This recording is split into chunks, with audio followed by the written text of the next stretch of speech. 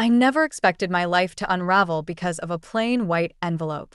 It was just sitting there on my doorstep, no return address, no markings, nothing but my name written in neat block letters. If I'd known what was inside, maybe I would have left it there. My name is Alara, and until that morning, I thought I had everything figured out.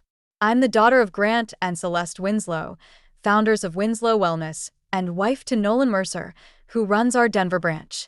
We were the perfect power couple, or at least that's what Forbes called us in their 30 Under 30 feature last year. I'd just gotten back from my morning run, still catching my breath in the elevator of our downtown Denver apartment building, when I saw it. The envelope was slightly crooked, like whoever delivered it had been in a hurry. I picked it up, thinking it was probably another wedding invitation or charity gala request. Inside was a single sheet of paper with 3 sentences that made my stomach drop. Your husband isn't who you think he is. Check the company's financial records from the past 18 months, especially wire transfers to offshore accounts. Sometimes the people closest to us wear the best masks. I read it 3 times, my hands starting to shake. The paper felt heavy, expensive, not the kind you'd buy at Office Depot. Someone who knew what they were doing had sent this. My phone buzzed, making me jump. It was Nolan. Hey, beautiful, don't forget dinner with Mom and Tessa tonight. Mom's making her famous pot roast.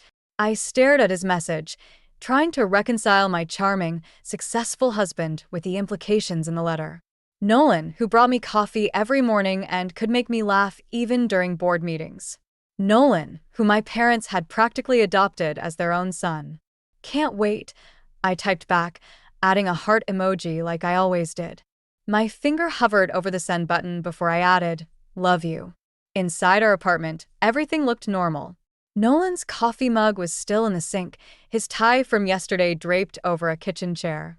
But suddenly, all these familiar things felt like props in a play I didn't know I was part of. I sat down at my desk and opened my laptop, pulling up our company's financial records. As CFO, I had access to everything, but I rarely checked the Denver branch's details. I trusted Nolan to handle that. Now, looking at the numbers, something felt off. The totals added up, but there were small discrepancies in the reporting patterns. My phone buzzed again. This time it was my mother-in-law, Lorraine. Alara, dear, please remind Nolan to pick up wine for tonight. And wear that lovely blue dress I got you for Christmas. It photographs so well for the family album.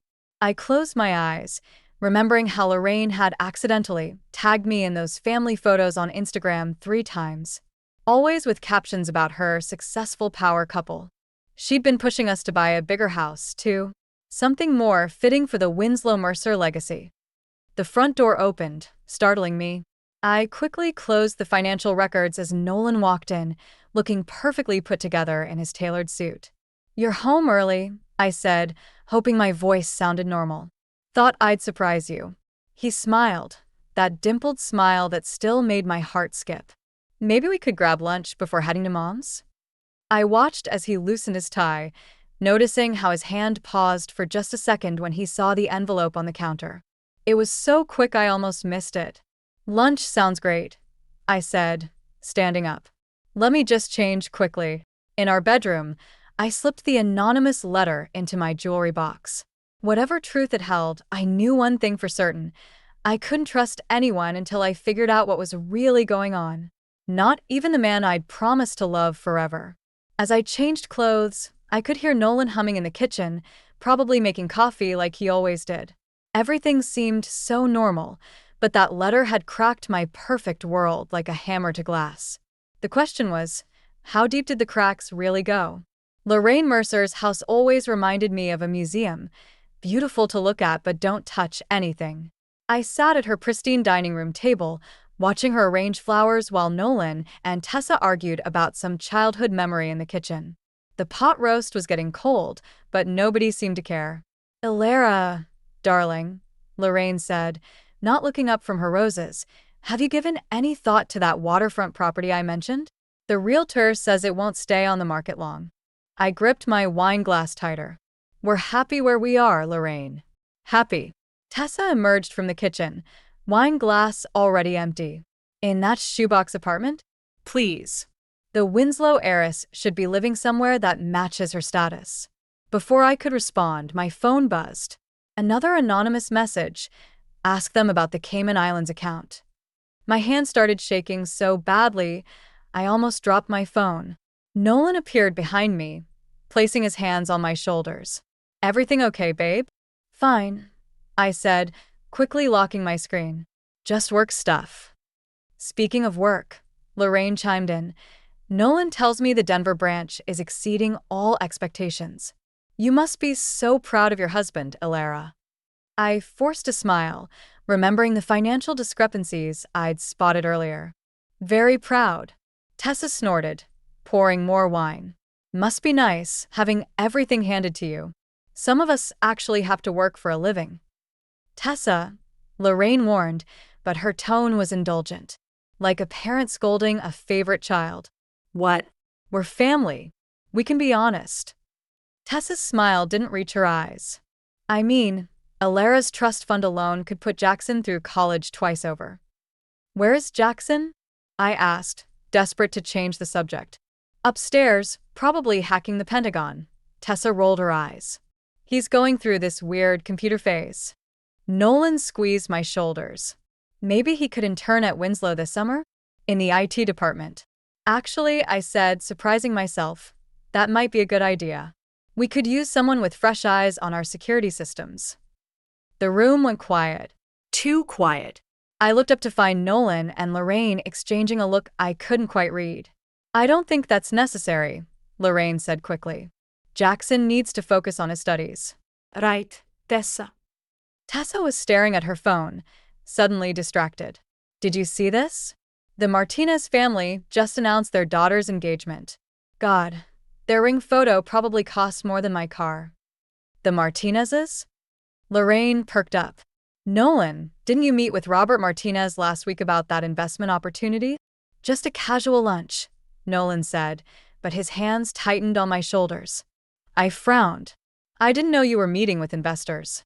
Oh, it's all very preliminary, Lorraine waved her hand dismissively. But speaking of investments, Elara, I've been meaning to ask about increasing Nolan's stake in the company. After all, he's family now. My wine glass froze halfway to my lips. That would be a board decision, not mine. But surely your father would listen to you, Tessa pressed. I mean, you're his only heir. I stood up abruptly, my chair scraping against the hardwood floor. I need some air. As I headed for the back patio, I heard footsteps behind me. But instead of Nolan, it was Jackson who appeared at my side. They're always like this, he said quietly, hands stuffed in his hoodie pockets. Pushing and planning. Sometimes I listen to them through the air vents. I looked at him sharply. What do you mean? He glanced over his shoulder, then pulled out his phone. I have some recordings you might want to hear. But not here. Not now. Before I could respond, Nolan called from inside. Elara? Mom's serving dessert. Jackson quickly stepped away, but not before whispering, check your email tonight. Use a private network. I walked back inside, my mind racing. Across the table, Lorraine was serving perfect slices of cheesecake while Tessa showed Nolan something on her phone, both of them laughing. Everything looked normal, polished, perfect. But now I knew, somewhere in this beautiful house, hidden behind expensive flowers and family photos, there were air vents that held secrets.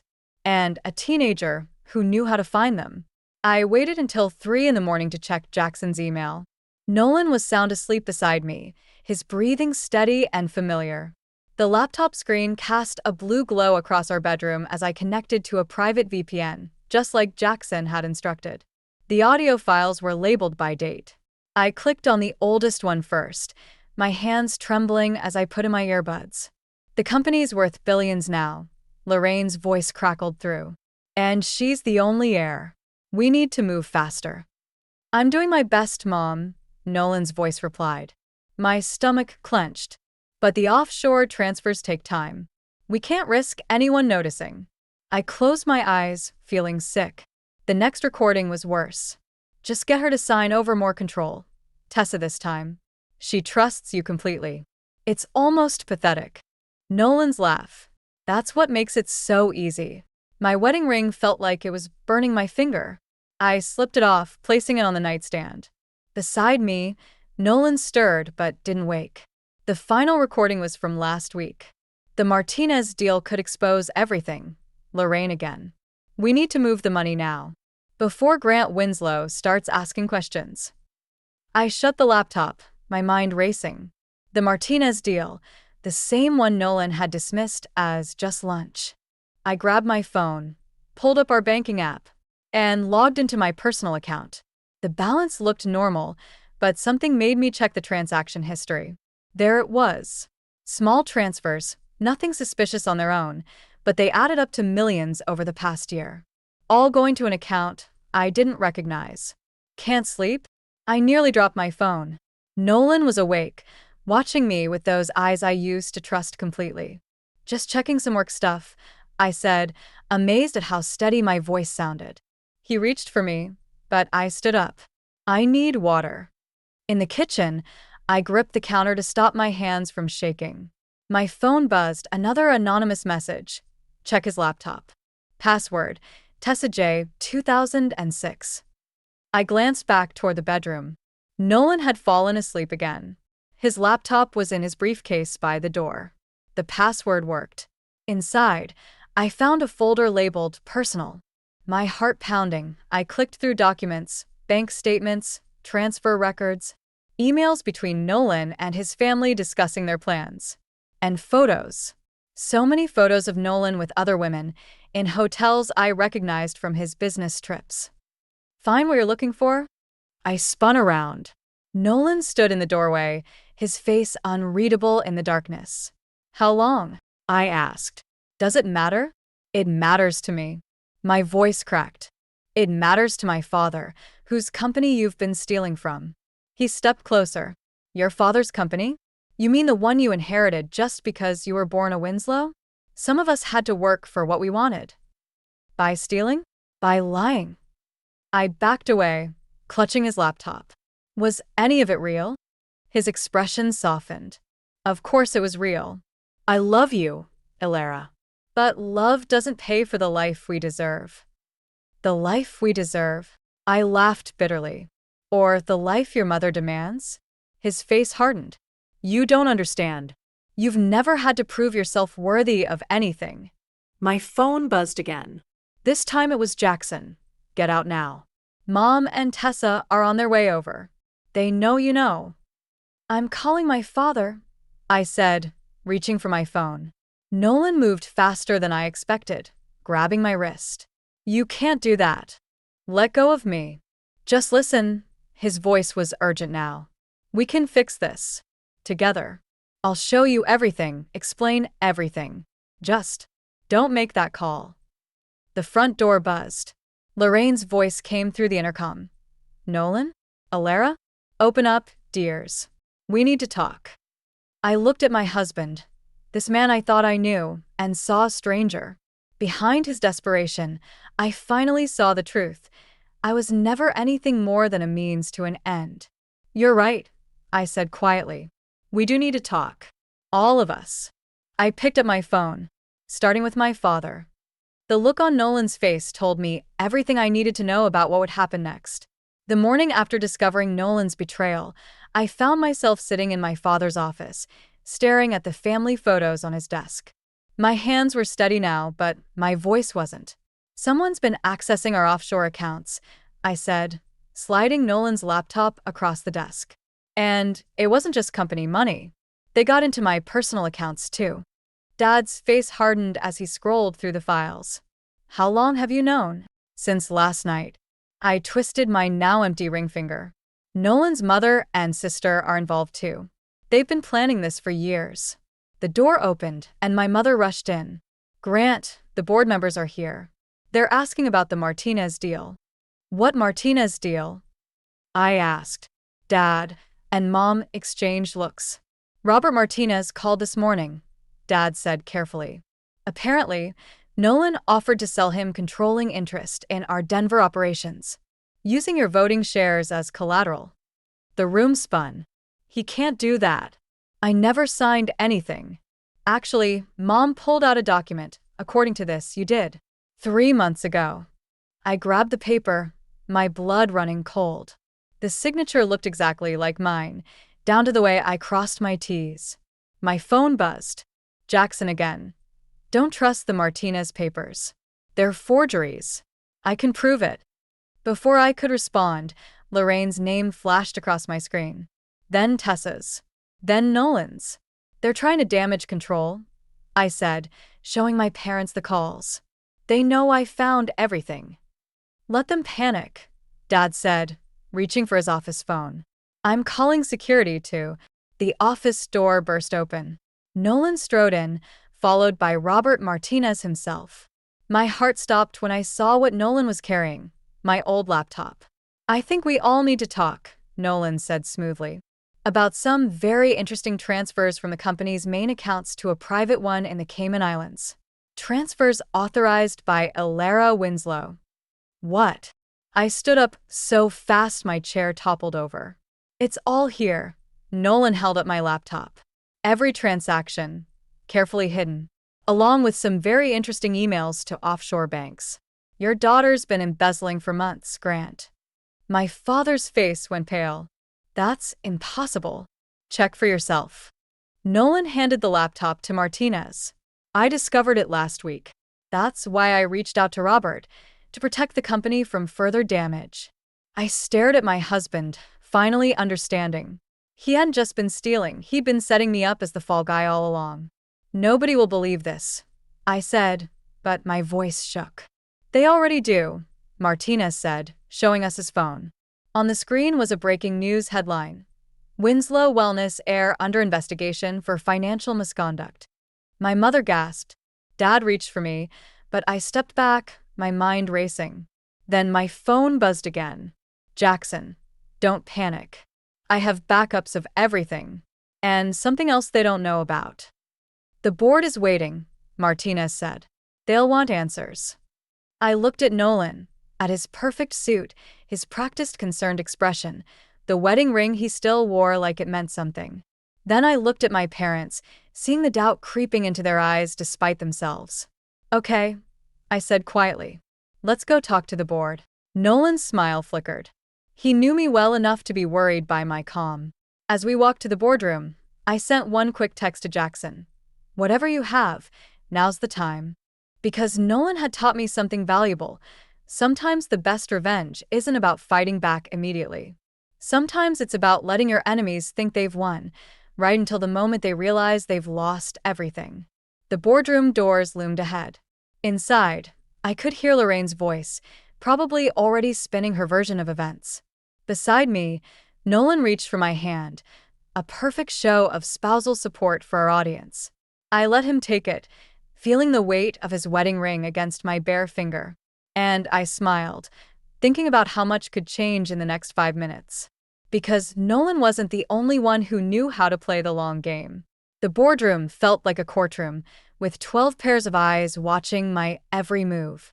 Lorraine sat at one end, perfectly poised in her designer suit, while Tessa hovered near the window, pretending to check her phone. As you can see, Nolan continued his presentation. The transfers were carefully disguised. But once we traced them back to their source, he clicked to the next slide, showing my signature on various documents. My phone vibrated. Jackson, ready when you are. Just say the word. Mrs. Winslow Mercer. Robert Martinez leaned forward. Do you have anything to say in your defense? I stood slowly, feeling Nolan's confident smirk without having to look at him. Actually, I do. But first, I'd like to ask my husband something. I turned to face Nolan. How's the weather in Zurich? His smile flickered. I don't understand. Because according to these, I pulled out my phone and projected Jackson's files onto the screen. You were there last week. With my sister-in-law. In the honeymoon suite of the Grand Hotel. Tessa dropped her phone. Lorraine's perfect posture crumbled. That's not. Nolan started, but I wasn't finished. And while you were there, you opened this account. Another screenshot appeared. Using a forged power of attorney with my signature. The same signature that appears on all these documents you're so concerned about. The boardroom erupted in whispers. My father stood up, his face thunderous. There's more, I said quietly. Jackson. The boardroom screen flickered, then filled with security footage. Nolan and Tessa in various hotel lobbies. Lorraine meeting with document forgers. Bank statements showing the real money trail, all leading back to the Mercers. You ungrateful little. Lorraine lunged forward, but security was already moving in. How? Nolan's voice cracked. How did you? Your nephew is quite talented with computers, I said. He's been recording your family meetings for months, including the one where you planned to frame me and take control of the company. Martinez was already on his phone, presumably calling his lawyers. The board members were huddled together, speaking in urgent whispers. Ilera, Nolan reached for me, his eyes desperate. Baby, please. We can fix this. Everything I did for us. No. I stepped back. You did it for yourself. And your mother. And your sister. The same sister you've been sleeping with for months. Tessa let out a choked sob. It wasn't like that. We were just. Save it for the prosecutors. My father cut in. Security was already escorting them toward the door. Wait, I called out. Everyone froze. I walked up to Nolan, close enough to smell his familiar cologne. You know what the worst part is? I actually loved you. Really loved you. And you couldn't even be bothered to come up with a better password than your sister's name and birth year. His face went white. Behind him, Lorraine started screaming about lawyers and revenge, while Tessa collapsed into dramatic sobs. As they were led away, my phone buzzed one last time. Jackson. There's a recording of them planning to run tonight. Sending to the police now. And, I'm sorry about everything. I texted back. Don't be. You did the right thing. The boardroom slowly emptied, leaving just me and my parents. Mom wrapped her arms around me while Dad made calls to our legal team. I can't believe they would, Mom started. I can, I said, surprising myself with how steady my voice was. But that's not what matters now. What matters is fixing the damage they've done to the company. And to you. Mom touched my bare ring finger. I looked out the window, watching as security escorted the Mercers to waiting police cars. Nolan looked up, our eyes meeting through the glass. For a moment, I saw a flash of the man I thought I'd married, charming, ambitious, seemingly perfect. Then he was gone, and I felt something inside me finally break free. I'll be fine, I said, turning back to my parents. But first, we have work to do. Because sometimes the best revenge isn't about getting even. Sometimes it's about getting better. 3 days after the boardroom showdown, I sat across from Nolan in an interrogation room at the Denver Police Department. His designer suit had been replaced by orange prison scrubs, but somehow he still looked like he was the one in control. You really think this will fix anything? He asked, his voice soft. Destroying our family? Our family. I laughed, but it sounded hollow even to me. Was it our family when you were sleeping with your sister? Or when you and your mother planned to frame me for embezzlement? He leaned forward, chains rattling. Everything I did because I loved you too much. You were always so perfect, so untouchable. The golden Winslow heir. Don't. But you're not perfect anymore, are you? His smile was gentle, almost sad. Check your phone. As if on cue, it buzzed. A news alert. Winslow Wellness stock plummets amid family scandal. CEO Grant Winslow steps down. My hands started shaking. What did you do? Me? Nothing. But Lorraine has friends in interesting places. And Tessa, well, she always knew how to work the press. Another buzz. This time from Jackson. They're releasing everything. All of it. Even the stuff about you and Dad's gambling problem cover-up last year. The room spun. That was supposed to be buried. The time I'd used company funds to cover my father's secret gambling debts. Only 3 people knew about that. Me, Dad, and how long have you been planning this? I whispered. Since the day we met. Nolan's eyes softened. You were so busy protecting your family's legacy, you never noticed I was building a case against you. Everything backed up, documented, ready to go if you ever turned on us. My phone kept buzzing. Messages from the board, from reporters, from Dad's lawyer.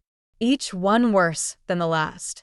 "You could still fix this," Nolan said quietly. "Drop the charges. Come home.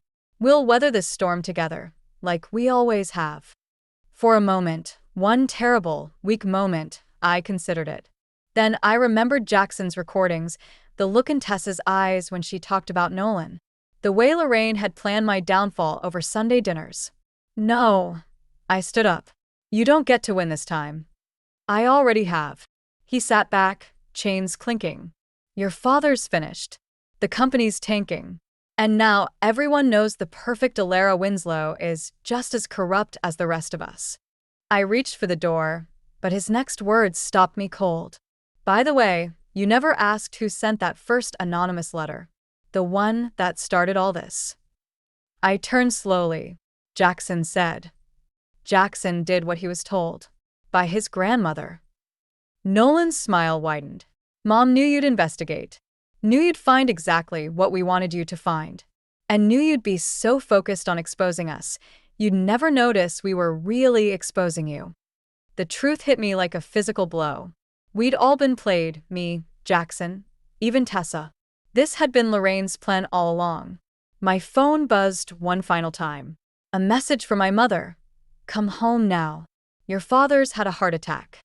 I left without looking back at Nolan, but I could feel his eyes on me.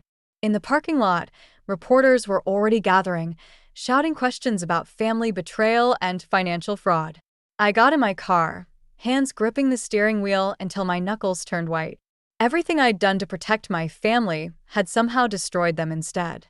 The company was failing, Dad was in the hospital, and now everyone would know about the gambling cover-up. Lorraine had won. She'd turned my revenge into my own undoing. But as I pulled out of the parking lot, dodging reporters and camera flashes, I remembered something my father once told me. Rock bottom is just the foundation you build on. I grabbed my phone and dialed Jackson's number. Because if the Mercers had taught me anything, it was that family secrets work both ways. And I was done playing defense. I found Lorraine in her country club's private dining room, calmly sipping champagne like she hadn't just orchestrated my family's destruction. The room was empty except for us, fitting for what I was about to do. "I wondered when you'd figure it out," she said, not looking up from her glass. "Nolan always said you were clever. Just not clever enough." I placed my phone on the table between us, screen up. "Clever enough to record everything you just said to the SEC investigator in the parking lot." Her hand trembled slightly, champagne sloshing. "What are you talking about?" "The one you paid to bury evidence about your involvement in the Martinez deal. The same evidence Jackson's been collecting for months, ever since you first started planning this takedown." Jackson. For the first time, uncertainty crossed her face. "He wouldn't.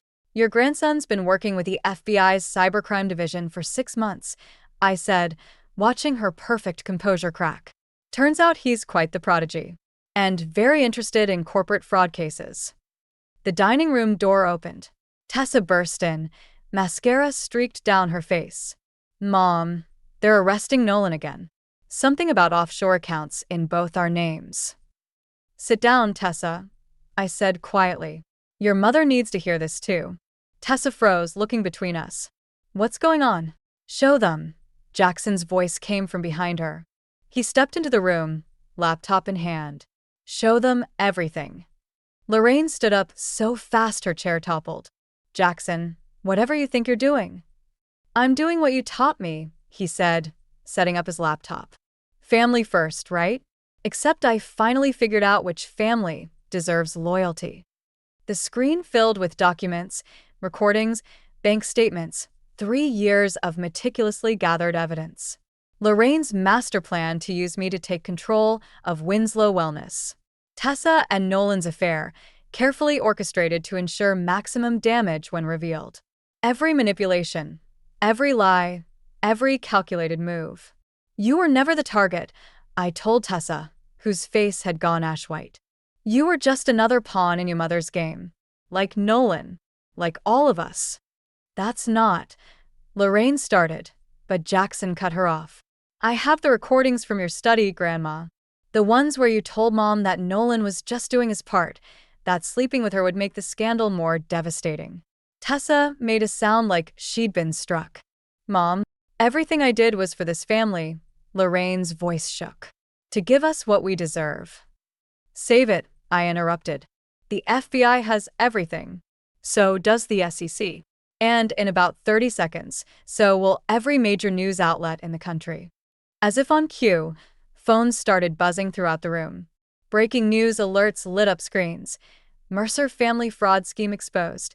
Winslow Wellness Air cleared of all charges. "You can't," Lorraine whispered. "I already did." I stood up. "The company's stock is already recovering. Dad's doctors say the stress of your little scheme probably saved his life. They caught a blocked artery during his cardiac exam. And Nolan, well, he's agreed to testify against both of you in exchange for a reduced sentence." Tessa collapsed into a chair, sobbing. Lorraine remained standing, her perfect posture finally broken. "You really think you've won?" she asked.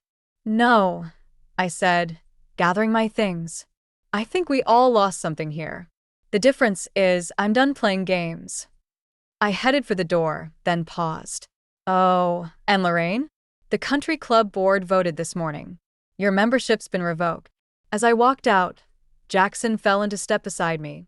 "That was pretty badass," he said. "You're the badass." I bumped his shoulder. "FBI Cybercrime Division? Really?" He grinned. "Turns out there are better ways to handle family drama than embezzlement and affair." Behind us, we could hear Lorraine's carefully constructed world crumbling. But ahead of us was something better than revenge, a chance to build something new from the ashes of what we'd lost. And this time, we'd build it on truth. 1 year later, I stood in front of the mirror in my office at Winslow Wellness, adjusting my blazer before the press conference. The company had not just recovered, we'd grown stronger, more transparent, more ethical. Sometimes the worst storms clear the air. A knock at the door. "They're ready for you," Jackson said, looking professional in his summer intern badge. He'd traded his hoodies for button-downs, at least during office hours. "How's your mom?" I asked, gathering my notes. "Better. The therapy's helping. She's talking about maybe opening her own business, something small." He paused. "She asked about you, actually." I nodded, remembering the last time I'd seen Tessa, at Nolan's sentencing. She looked lost, broken, but somehow more real than she ever had at Lorraine's perfectly staged family dinners. "And your grandmother?" Still not speaking to me. He shrugged, but I caught the hurt in his eyes. "The prison psychiatrist says she's not ready to accept responsibility." The boardroom was packed when we entered. Dad sat at the head of the table, looking healthier than he had in years. Mom squeezed my hand as I passed, her smile proud and a little sad. "Before we begin," I addressed the room, "I want to acknowledge something. A year ago, this company almost fell apart because we forgot what matters most. Not profit margins or stock prices, but integrity. Trust. Real family values, not just the ones we put in our mission statement." Cameras flashed as I continued. "Today, we're announcing a new initiative. The Winslow Foundation for Corporate Ethics, with a focus on preventing financial fraud and supporting whistleblowers. And I'm proud to announce our first scholarship recipient, Jackson Mercer, who'll be attending MIT's cybersecurity program this fall." The applause was genuine. Jackson ducked his head, embarrassed but pleased. After the press conference, I found a familiar envelope on my desk. Inside was a letter from Nolan, postmarked from prison. I heard about the foundation, he'd written. "You always were better at building things than destroying them. I'm sorry I made you choose between the two." I slipped the letter into my drawer without responding. Some bridges stay burned, and that's okay. My phone buzzed, a text from an unknown number. "Proud of you, sis." T. I smiled, remembering something Dad had told me during his recovery. The hardest part of betrayal isn't the pain. It's deciding what to do with the pieces afterward. The elevator dinged, and Robert Martinez stepped out. "Miss Winslow? Got a minute?" There's something you should know about some of Lorraine's old contacts." "Actually," I cut him off, "I have a meeting. But our compliance team would love to hear what you know." I nodded to Jackson, who was already pulling up a recording app on his tablet. Martinez paled slightly but followed Jackson to the conference room. Later that evening, I stood in my new apartment, watching the sunset paint Denver's skyline. The wall where Nolan's family photos once hung now displayed my degrees, awards, and a framed letter from the FBI thanking me for my cooperation in the Mercer case. My doorbell rang. Mom stood there with takeout and a bottle of wine. Thought you might want company tonight. How did you know? She smiled. Because it's your wedding anniversary. And because I'm your mother. We ate on my balcony, talking about everything and nothing. About Dad's golf game improving, about Jackson's college plans, about the company's future. You know, Mom said finally, revenge and redemption often look the same at first. The difference is in what you build afterward. I thought about Nolan's letter, about Tessa's text, about Lorraine's silence, about all the ways family can break and heal and transform. I'm not interested in revenge anymore, I said, surprising myself with how true it felt. I'm interested in truth, in growth, in real legacy. Mom raised her glass. To new foundations. To new foundations, I echoed, watching the last light fade from the sky. Because sometimes the best revenge isn't about getting even or moving on. Sometimes it's about growing beyond the person you were when you were hurt and helping others do the same.